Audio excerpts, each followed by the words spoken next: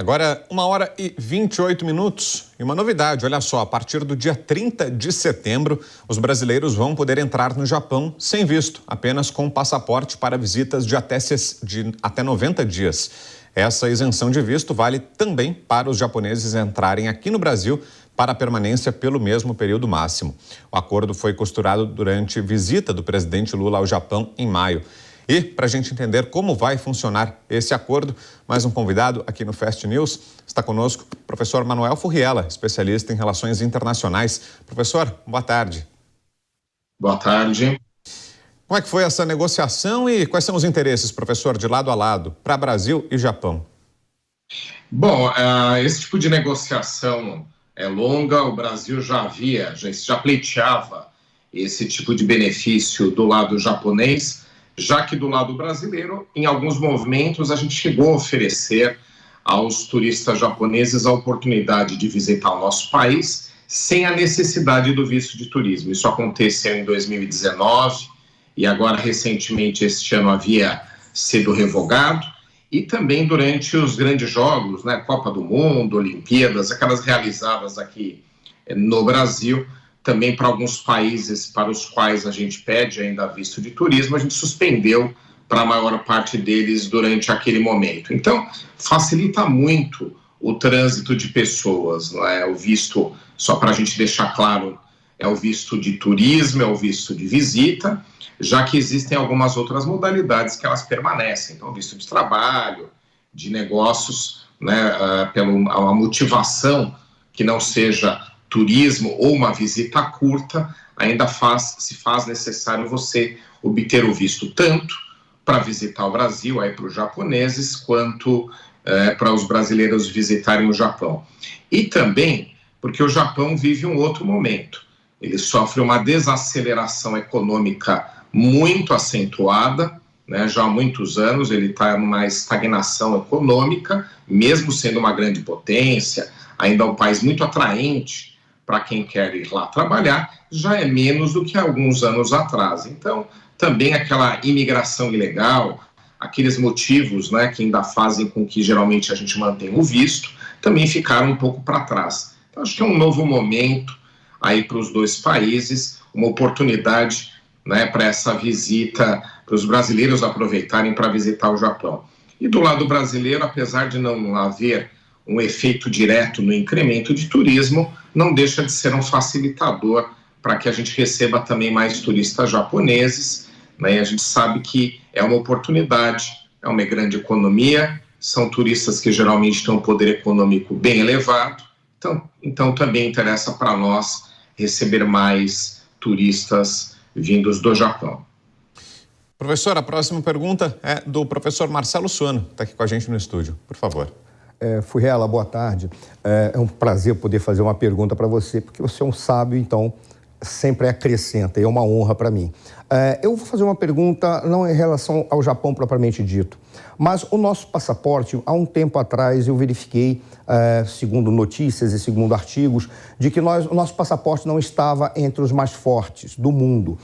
Por mais que ele estivesse na casa dos 30 principais, ainda assim havia muitos outros que eram mais fortes, interpretando como índice de mensuração para a força pelo conjunto de países para os quais você não precisa ter o visto para a entrada, no caso, modalidade do turismo. A pergunta que eu vou te fazer é em relação ao passaporte brasileiro.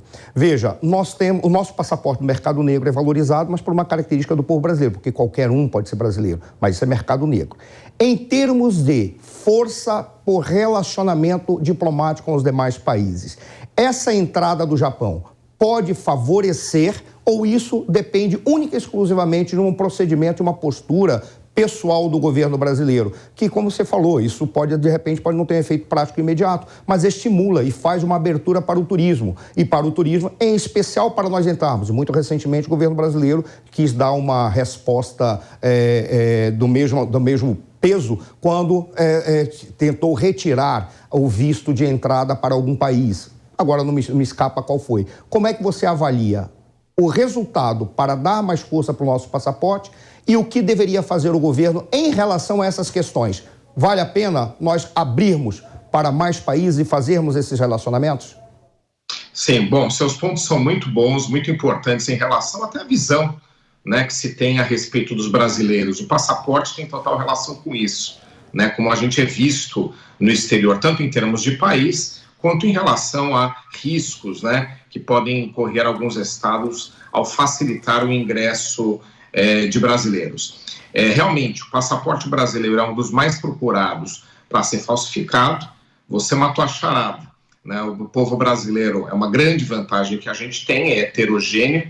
A gente não tem um biotipo padrão, né? Se você pegar, por exemplo, o Japão, aí só para a gente usar como exemplo, é um país muito homogêneo. Então você tem um percentual muito pequeno das pessoas que vivem no Japão que não seguem o padrão, né, daquele tipo étnico. O caso do Brasil, não. Eu vejo como uma grande vantagem, um enriquecimento cultural do Brasil, mas, por outro lado, né, isso facilita com que haja aí um mercado negro, busque-se, né, falsificar passaportes brasileiros para facilitar o trânsito internacional aí de criminosos. Mas o que acontece? Primeiro, a gente tem que explicar algumas regras aqui que eu acho que são importantes, né?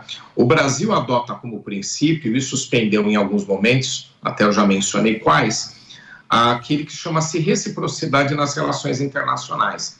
Então, aquilo que nos é oferecido no exterior, a gente oferece, aquilo que nos é exigido, a gente também exige. Então, exigem visto de turismo para brasileiro em vários países, era o caso do Japão até recentemente, a gente também vai lá e também exige.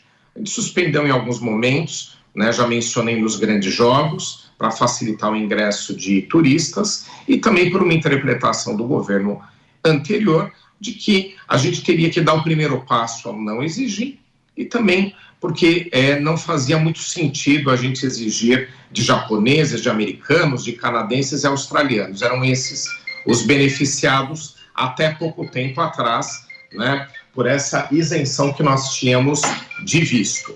Agora, o que acontece? O brasileiro, em geral, tem essa exigência sendo feita para nosso ingresso porque há um risco, aos olhos de alguns, principalmente da imigração ilegal.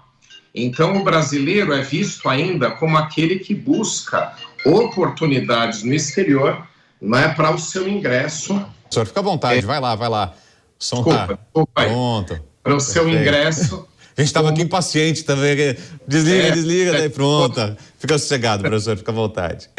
Obrigado. Mas, de qualquer forma, era visto como aquele, né, que busca oportunidades no exterior e que, a partir do momento que você facilite o visto de turismo, você acaba facilitando o ingresso de imigrantes ilegais. E também há um outro risco, que no caso brasileiro, felizmente, é menor, que é a facilitação de tráfico de drogas, de contrabando. A gente tem, infelizmente, alguns brasileiros que são, né, ou praticam ilegalidades, mas é muito reduzido.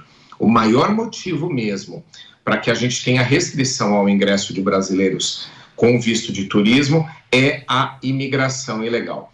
Mas eu acredito que, a partir do momento que o Japão toma iniciativa, né, de abolir esse visto, e é um país importante, é uma grande economia, sim, a gente pode estar abrindo aí uma possibilidade do Canadá, da Austrália, ou depois até mesmo os Estados Unidos, acabar com essa restrição. E no meu ponto de vista, eu acho que a gente tem que caminhar sim para isso. O Brasil mudou nos últimos anos, né, principalmente aí em relação ao governo anterior. Eu acho que está aí no momento para a gente começar a acabar com essas restrições a visitantes brasileiros e aí, pela reciprocidade, a gente também abolir, né, o visto de turismo para o nosso país. Muito bem, a análise do professor Manuel Furriela. Obrigado, como sempre, professor, pela presença aqui com a gente na Jovem Pan. Um bom final de semana. Boa tarde.